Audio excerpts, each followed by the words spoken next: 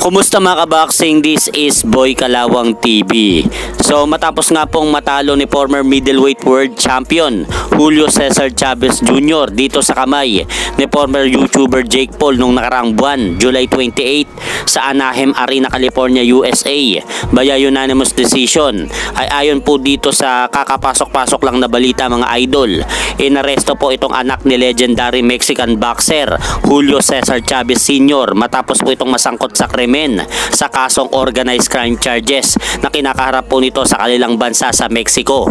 At ayon pa po sa nakalap nating balita, bago pala matapos ang laban nitong si Julio Cesar Chavez Jr. kay Jake Paul nung nakaraang linggo, ay inaresto na pala itong former Mexican middleweight champion ng kapulisan ng California.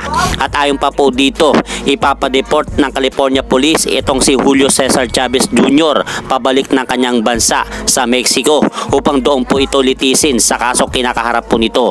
At sa kabilang balita naman mga idol, kahapon ipinag-utos na po ng pamunuan ng World Boxing Council na depensahan ni newly crowned Mexican monster David Benavidez ang kanyang WBC World Light Heavyweight belt laban po dito kay Anthony Yarde na may kartadang 27 wins, 3 losses with 24 knockout sa kanyang professional boxing career.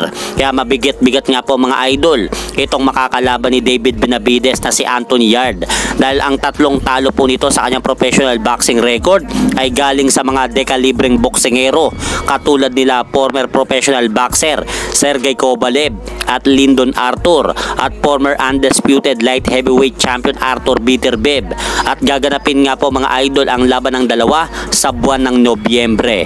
At sa kakapasok-pasok ulit na balita mga idol, ipinag-utos naman ng WBO na paglabanan ni undefeated lightweight prospect Abdullah Mason at British boxer Sam Noakes ang bakanting WBO World Lightweight title sa darating din pong Nobyembre.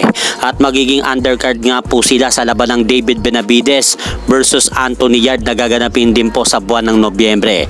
Kaya kapanapanabik nga po mga idol ang buwan ng Nobyembre, kaya abangan nga po natin ang mga magagandang laban na yan.